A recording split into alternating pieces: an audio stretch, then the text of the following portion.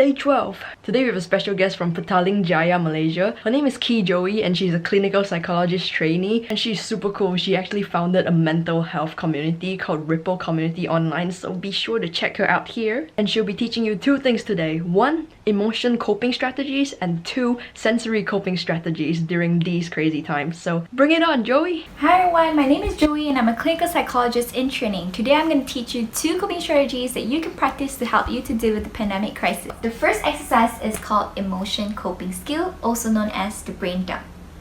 Now, what I would like you to do is take a pen and a paper, sit down, take a deep breath, and just write out all the positive and negative thoughts or emotions that you've had about the pandemic for the past few weeks.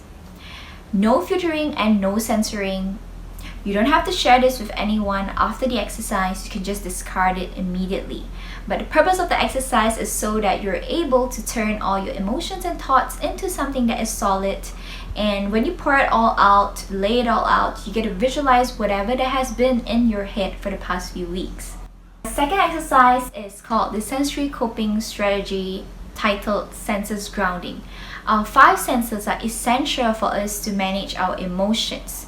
When you ground yourself in your body senses, what you're doing is you're activating your parasympathetic responses, which helps us to wind down, calm down, and also be in the present moment.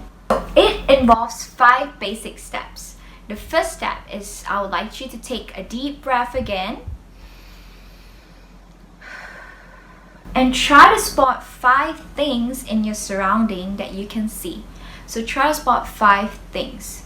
So when is the last time you've actually looked around you and looked at the things that you've purchased and they're making, right?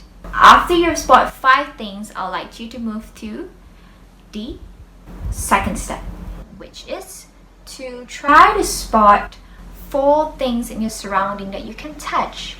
So you can start with your body parts. You can start with your hair, your hands, and then you can even feel your bottom touching the surface, and so on and so forth.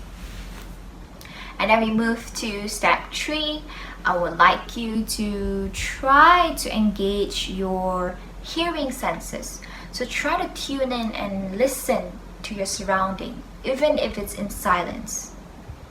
So for myself, I can hear the fan spinning. I can hear a little bit of noises outside the window. Yep, so just try to do 3 of it.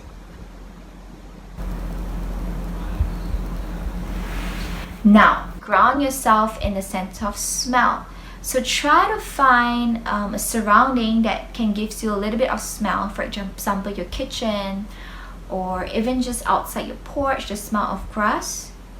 Yeah, so just try to engage yourself in that. And then we reach the final step. The final step is to taste. So try to find one thing that you can taste. It doesn't have to be food. So it can be your toothpaste or your mint floss that you use in the morning. Try to ground yourself in that. So grounding ourselves in all our senses, what it does is it teaches you to be mindful in the moment. Now these are just 2 out of the many strategies that you can use to help to alleviate your stress during this difficult time. When it comes to self-care and coping strategies, there's no such thing as a perfect technique. So what I say is just give it a try and see whether it works for you. Thank you for your time in listening and I hope it helps. So keep clean and stay safe.